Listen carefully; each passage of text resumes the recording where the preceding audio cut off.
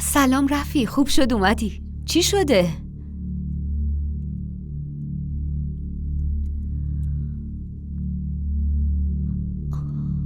همه چی رو به راه رفی؟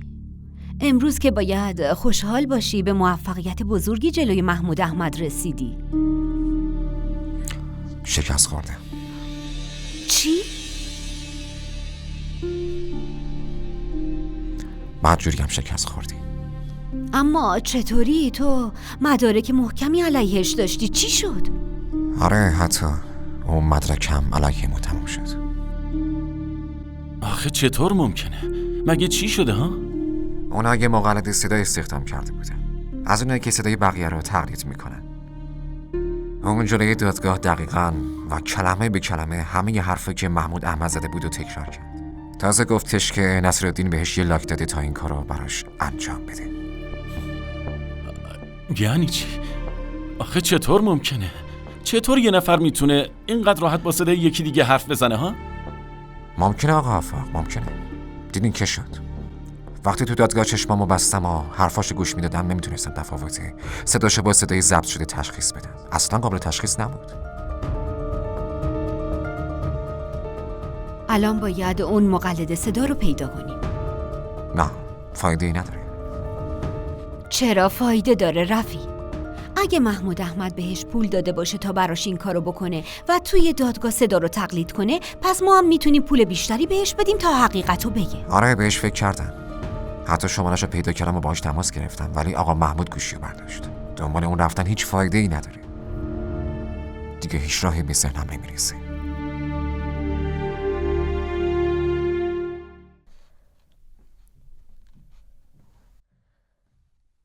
شماها همتون دیوونه این، همتون. شما نمیدونید با چه جانی طرفین. کی میخواین بفهمین که نمیتونین بلایی سر محمود احمد بیارین؟ اگه میخواین شکستش بدین باید بکشینش و من این کارو میکنم. الناز لطفاً از روی خشم کار اشتباهی علیهش انجام نده. بس کن دست از سرم بردار.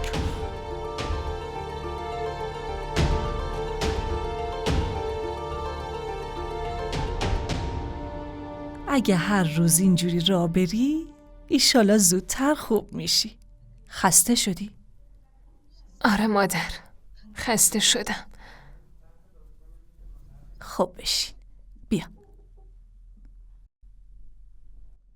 حمیده آب میوه بیار. دیگه همه چی خوبه، به زودی حالت خوب میشه. خیلی ذوق دارم زها، تو و سلمان بچه دار بشین و من باشون بازی کنم. مادر من نمیتونم این کارو بکنم. چی؟ منظورم اینه که فعلا به این زودی نمیتونم. چرا خب؟ مادر جان، من خیلی رک و رو راست به سلمان گفتم که تا مینا رو طلاق نده خبری از بچه دار شدن نیست. مادر، وقتی مینا هیچ فایده ای نداره نباید اینجا زندگی کنه. متوجه حرفم میشین؟ در ضمن مادر، مینا خیلی دختر مکار و حیله‌گریه. من اصلا دلم نمیخواد دوباره بیاد تو زندگیمون.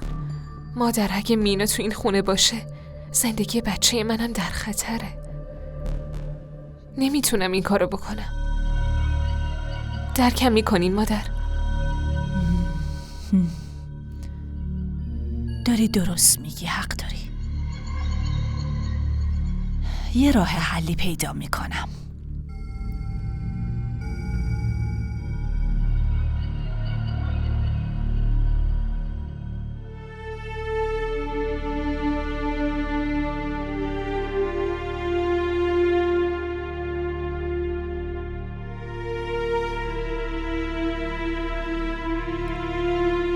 حالا چی میشه آفاق؟ واقعا چیزی نمیدونم. آخه چجوری 5 میلیون از کجا بیارم؟ پول خیلی زیادیه، اما میتونم دربارش با پدر حرف بزنم. اون حتما قبول میکنه آفاق. نه آیشه، اصلا حرفشم نزن. آفا خب میخوایم ازش قرض بگیریم، وقتی پول داشتیم بهش پس میدیم. لطفاً ادامه نده. اما آفا آیشه عزیزم، جان میدونی که من حاضرم جونمو بدم، ولی عزت نفسمو به این راحتی نفروشم.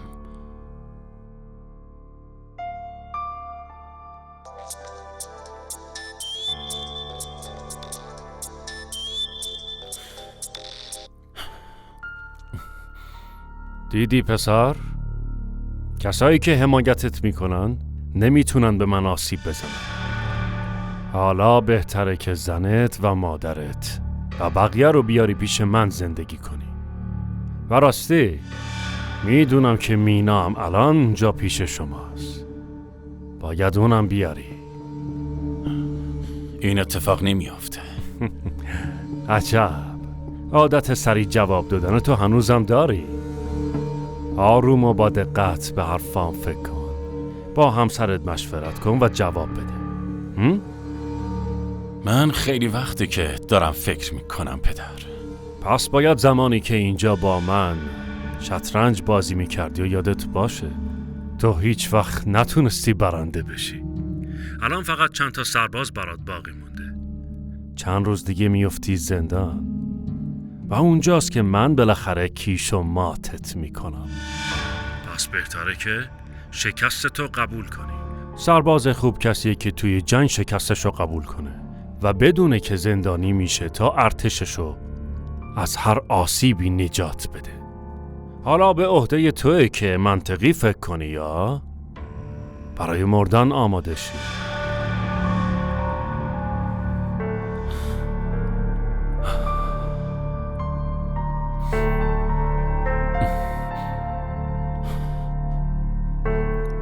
از همه نظر گیر افتادیم. برای اولین بار تو زندگیم توی این شرایط سخت افتادم. خیلی متاسفم. توی همه پرونده هایی که جنگیدم تونستم برنده بشم. برای اولین باره که برای خودم می جنگم و شکست می خورم. برای خودت؟ بله، برای خودم. اون میشا رو کشته عمو نصیر. اون دختر ما نبود، اما از دختر خودم هم عزیزتر بود. نتونستیم براش کاری کنیم. رفیم خیلی نگران بود. دخترم تو نباید نگران باشی. من میتونم که مراقب آفاق باشم. بیا، این یه چک به مبلغ 5 میلیون. من اینو به خاطر کارای محمود چودری نوشتم. میخوام که یه وقتی فکر نکنی که شرایطت پایدار نباشه. در واقع اینو برای کمک به تو نوشتم. بگیر پسرم. حتی برای یه لحظه هم شکست رو قبول نمی کنم عمو جان. میخوای چی کار کنی؟ سر فرصت خواهید دید.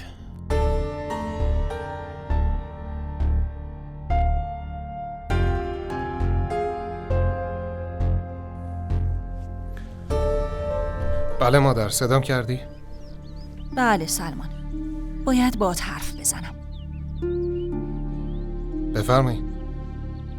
ببین عزیزم، کارهایی که باید انجام میشد انجام شده. سلمان پسرم، تو باید مینا رو طلاق بدی. کسی حق نداره همچین کاری کنه. وهاب چه بلایی سرت اومده؟ نمیتونم بفهمم که چرا تو هنوزم داری به نفع اون دختر حرف میزنی؟ اون تو خونه برادرش ساکت نشسته زندگیشو میکنه. شماها مشکلتون چیه؟ ما اینجا گرفتاریم. سلمان بچه میخواد. من برای این خونه وراث میخوام و زها میگه تا سلمان مینا رو طلاق نده حاضر نیست که بچه دار بشه. خب اون دخترم حق داره. چرا تو به خودت نمیای؟ نمیتونم بفهمم چرا اجازه دادیم اون دختر با سلمان ازدواج کنه. این دقیقاً چیزیه که زها میخواد. منظورت چیه پدر؟ میخوای بگی زها خودشو از روی پشت بوم پرت کرده تا من برم و با دستای خودم مینا رو طلاق بدم؟ پدر، کسی برای رسیدن به خواستش با جون خودش بازی نمیکنه. ببین سلمان، من به دلایلی فعلا حرف نمیزنم، اما اگه بخوای مینا رو طلاق بدی مطمئن باش دیگه اسمتو نمیارم سلمان. نمیفهمم این مینا با چی پدرتو جادو کرده. کار درستی کردی عزیزم. اگه برادر نصیر بهت 5 میلیون داده باز برامون فایده ای نداره. اما این کار اشتباه بوده. ما میتونستیم پسش بدیم. اما چرا پولی که بر نداشتم و پس بدم ها؟ فرض کنیم که اون پولو پس بدم. حتی اگه پسش بدم چه تضمینی هست که بعد از این بازم گولشو نخوریم ها؟ اما داداش آفاق، تو میخوای چی کار کنی؟ یه لحظه بیا اینجا.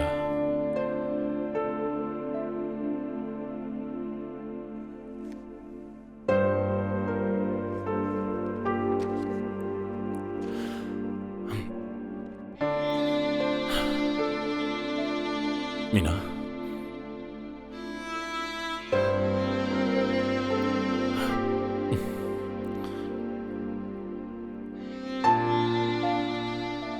میدونین من حاضرم که جونم به خاطر شما بدم. به چی فکر میکنی؟ به هیچی فکر نمی کنم. من نمیخوام شکست رو قبول کنم. این پیروزی ماست. من فقط میخواستم بغلتون کنم و کنارتون باشم. برادر، ما هیچی از آینده خبر نداریم. آفاق چرا داری اینجوری حرف میزنی؟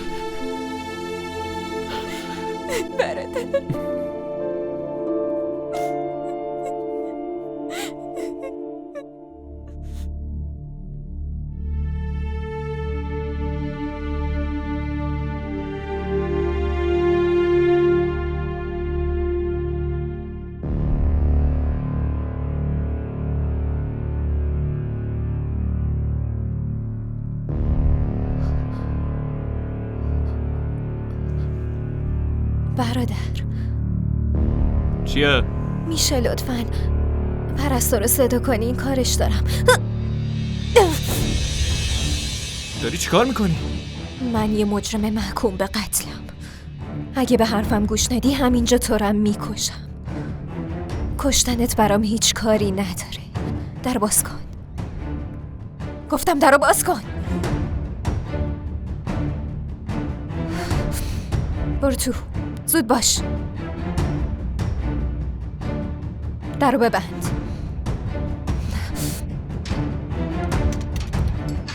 این کار عواقب سنگینی داره. اگه تا 5 دقیقه دیگه صدا تو بشنوم برمیگردم تو هم میکشم. یادت نره که اسلحه دست منه. اگه کسی جلومو بگیره برمیگردم میام میکشمت. پس خفه خون بگیر.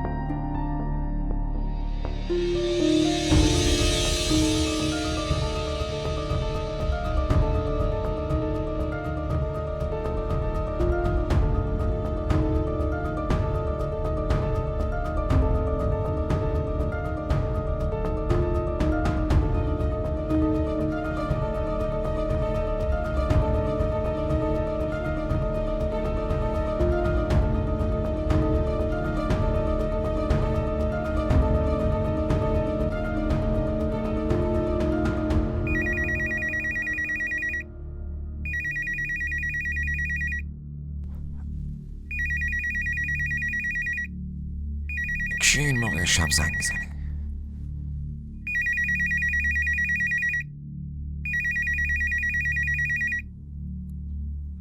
آیزاس چی شده؟ سلام آیزا، چی شده؟ چی؟ کی؟ یعنی کی بوده؟ چند دقیقه است که فهمیدی؟ وای خدای من. باشه خیلی خوب. خداحافظ. رفی زود باش، بلند شو. رفی بلند شو. چی شده؟ الناز از بیمارستان فرار کرده. نگهبانشو توی اتاق زندانی کرده. اسلحه اونو برداشته و فرار کرده. چی؟ اون خودش بهم گفت میخواد محمود احمدو بکشه. پس باشه راه بیفتیم. زود باش، باید بریم.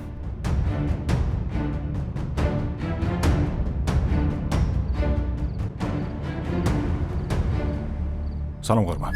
حالت چطوره؟ خوبم، ممنون. ببینم پدر خونه است؟ بهم زنگ زده بود بیام. این موقع شب؟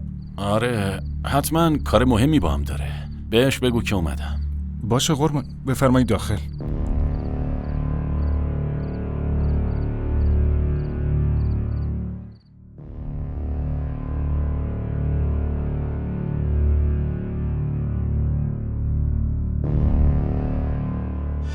اینجا چی کار میکنی؟ اومدم روش درست بازی شطرنج رو بهت یادآوری کنم. میدونم به عنوان پادشاه خیلی قوی هستی پدر، اما دیگه مهره مهمی برات نمونده. فقط چند تا سرباز کوچولو داری. به خاطر همین با کارایی که کردی موقعیت ما رو هم ضعیف کردی. هیچ معلومه چی داری میگی؟ برای نجات خانوادم از دست تو خودم رو قربانی میکنم و تو رو کیش و مات میکنم. عقلتو از دست دادی؟ پدر، من همیشه تو رو به چشم دشمنم دیدم. الناز، نباید این کار بکنی. پدر تو چی کار کردی؟ همون کاری که تو میخواستی بکنی. چی شده؟ صدا چی بود؟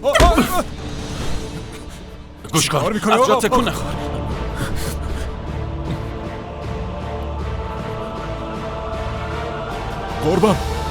قربان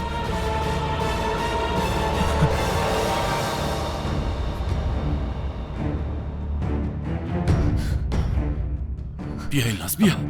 دستمو ول کن. آخه چرا این کارو میکنی؟ تو رو خدا نکن الناز. من باهات هیچ جا نمیام. به من گوش بده، باید از اینجا بریم. هر جا خودت بگی میبرمت، اما الان فقط با هم بیا. لازم نکرده تو بهم کمک کنی. الناز لطفاً بیا. ولم کن. الناز.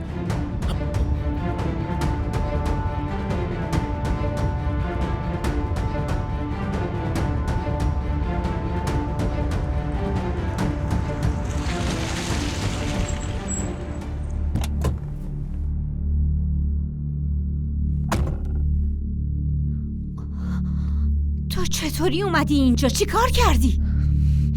کارشو تموم کردم.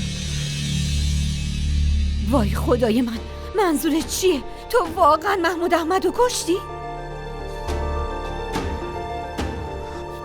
الناز، همین الان با همون بیا. نه، تنها هم بذارین. بیا بشین توی ماشین. زیبا بیارش تو ماشین.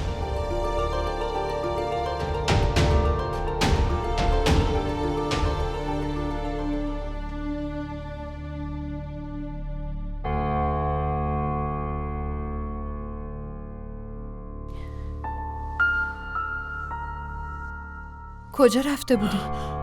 ساکت باش، آروم حرف بزن. آفاق، پرسیدم کجا رفته بودی؟ رفتم یه کاری انجام بدم. آروم حرف آخه بزن. این موقع شب چه کاری داشتی انجام بدی آفاق؟ عایشه جان لطفاً ساکت باشی، چی نگو فعلا. یعنی چی میگی ساکت باش؟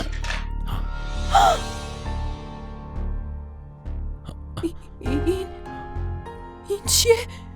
تو چی کار کردی؟ گفتم چی کار کردی؟ سر و صدا نکن، تو رو خدا آرومتر. آفاق، تو نگو که رفتی پدرتو کشتی؟ نه آره قصدشو داشتم، اما چی؟ خب الناز به پدر شلیک کرد. آفاق، ساکت باش، آروم حرف بزن. کسی نباید از این موضوع خبردار بشه که من رفتم اونجا. باشه؟ بابات یعنی الان مرده؟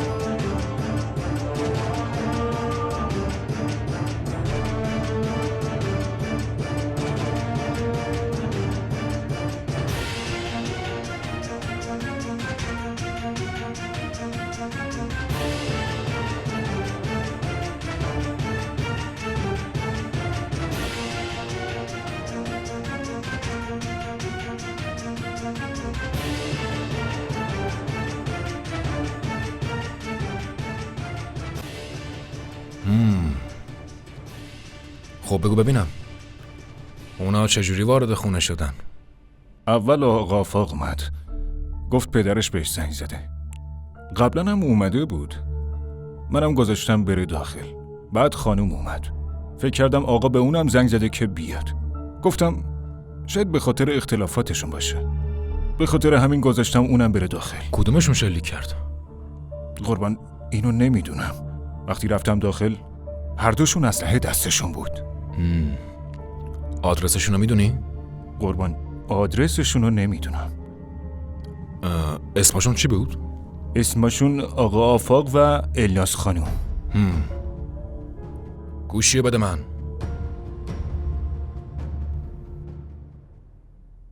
اگه نگهبان همه چیو دیده پس حتما به پلیس خبر میده.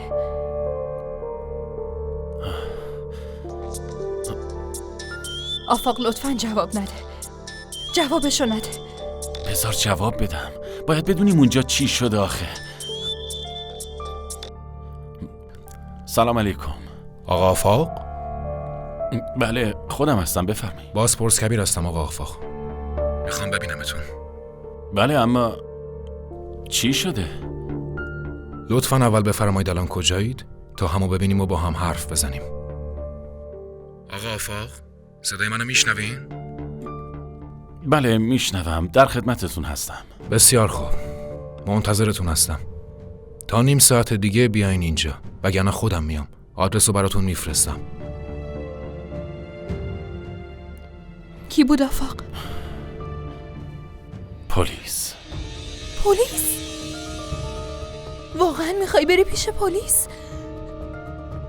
لطفاً آفاق، نگهبان تو رو دیده، حتما برات تله گذاشتن. چاره ای ندارم، باید برم.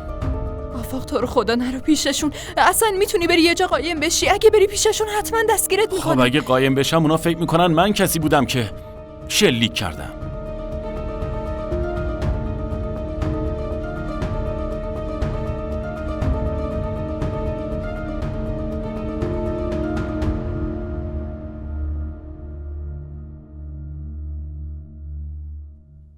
شما وکیل الناس خانم هستین درسته؟ بله همینطوره. بسیار خوب. موکل شما اسلحه نگهبان رو دزدیده و اونو زندانی کرده. بعدم پا به فرار گذاشته. تا الان 2 جرم مرتکب شده. حالا اگه حمله به محمود احمدم که انجام داده رو حساب کنیم، چطور میخواین ازش دفاع کنین؟ بهش فکر میکنم. اون سابقه کشتن یه بازپرس رو داره. ظاهرا زن خیلی خطرناکیه. آقای بازرس فرموده بودین که بیام خدمتتون. خیلی خوش اومدین. ایشون بود؟ بله خودشه. پس با اسلحه به پدرتون شلیک میکنین. چی؟ یه لحظه، چی دارین میگین؟ حقیقت رو میگم. همین چند دقیقه پیش که میگفتی کار الناز بوده، چی شد پس؟ صبر کن. هر دوشون دست داشتن. هر دو با اسلحه تو اتاق محمود احمد بودن. نگهبان خونه هر دوشون رو دیده. آقای بازرس من هیچ کاری نکردم. کافیه. همه چی رو میفهمیم. ایشون بازداشتن. نه آقای بازرس یه لحظه لطفا صبر کنین. من هیچ کاری نکردم. چی کار میکنین؟ بهتون نشون میدم.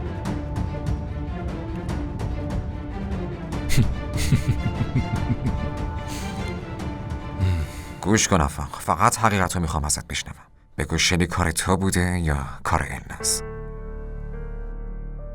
کاش من شلیک کرده بودم. پس این به این معنیه که هیچ کسی نمیتونه با تو کاری داشته باشه. پس الناس برای این شلیک محکوم میشه، درسته؟ ظاهرا. حالا خوب گوش کن. اگه محمود احمد بمیره کی پرونده رو باید دنبالش کنه؟ هیچ کسی نیست. پرونده همینجوری باز میمونه. اما اگه محمود احمد زنده بمونه، اون وقت شاهد عینی قضیه میشه. اگه بگه الناس تیراندازی کرده، نمیذارم هیچ پرونده‌ای براش به وجود بیاد. یه جوری نجاتش میدم. اما اگه پلیس الناز رو پیدا کنه، اون وقت همه چی خراب میشه. اون جایی برای قایم شدن نداره آقا رفی. هیچ جایی رو نداره که بره. پس با این حساب پیدا کردنش برای پلیس هم خیلی سخت میشه. نگران نباش، جای الناز امنه. منظورتون چیه؟ منظورم اینه که اون پیش ماست، توی خونه ما.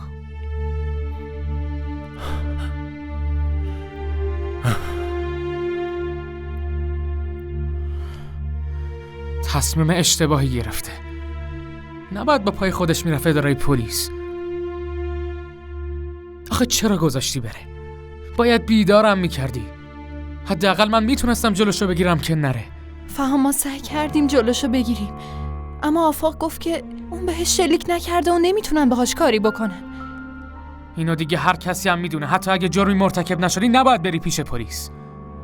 من نمیفهمم چرا وقتی میتونستیم حلش کنیم پا شده رفته پیش پلیس. رفی بهم گفت که پلیس آفاقو بازداشت کرده و انداخته تو زندان. فهم خب میتونی زنگ بزنی بیمارستان حال پدر رو بپرسی.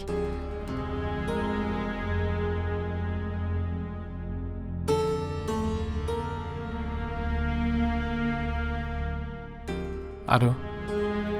سلام زیبا. میدونی پدر توی کدوم بیمارستانه؟ میدونی شرایطش چطوریه؟ باشه. زنده مونده. الان هم داره اظهاریه می نویسه.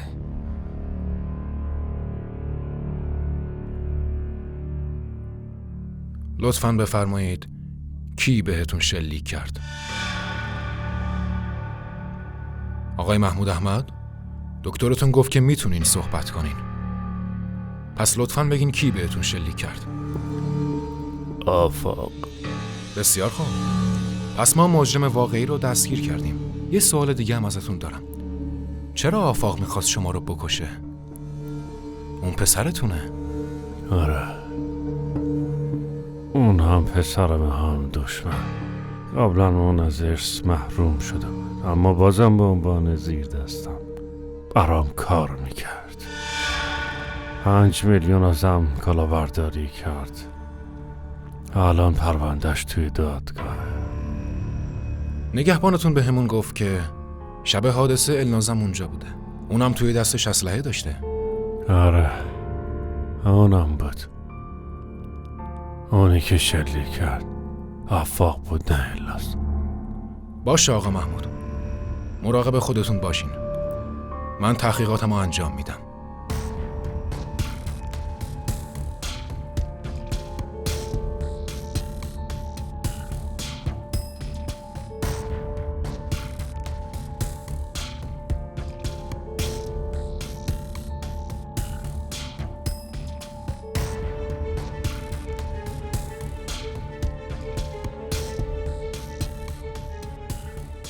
سلام. خوب گوش بده ببین چی میگم. میخوام روی تلفن اون وکیلا شنود بذاری. رفیع و زیبا. آب دستت بذار زمین، کاری که بهت گفتم و بکن. منم دارم میام اونجا. خداحافظ.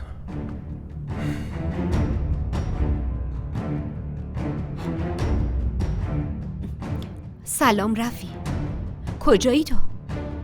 نه، سریع بیا بیمارستان دنبالم. راستشو بخوای بازرس کبیر الان داره میره خونه ما. باشه.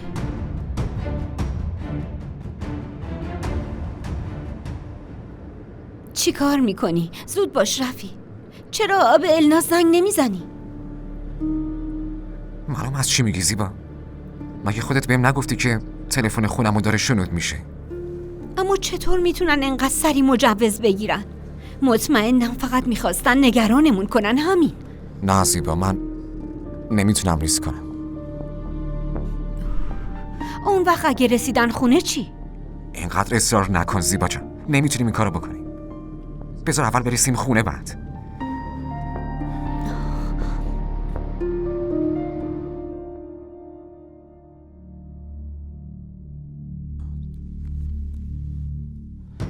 الناز؟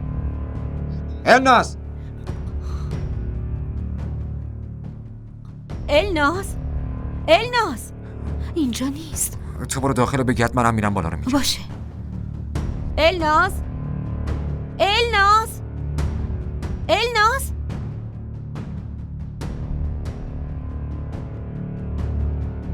الناز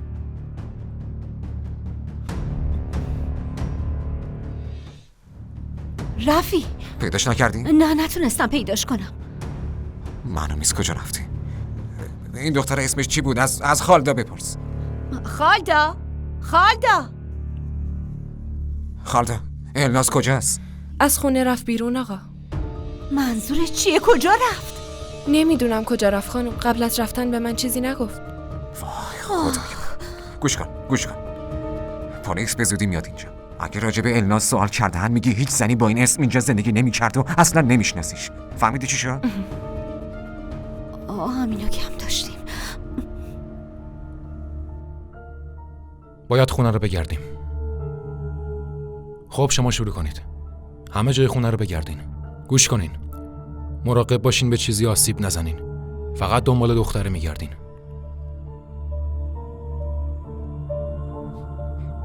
این درست نیست. منم باهاتون موافقم.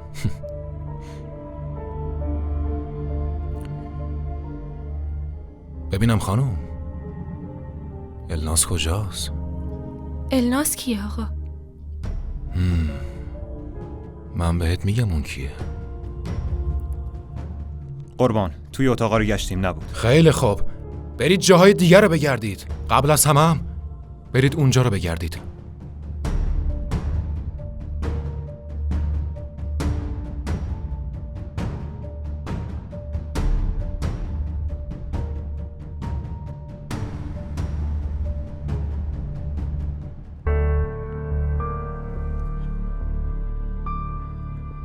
بیا اینجا ببینم. خب گوش کن. مهمونی که امروز اومد اینجا، اگه کسی ازش راجبش پرسید میگی نمیشناسیش و هیچ حرفی هم نمیزنی. فهمیدی؟ اصلا دهنتو باز. خب جستجوتون تموم شد؟ دارن میگردن. راضی شدی؟ قربان اینجا نیست.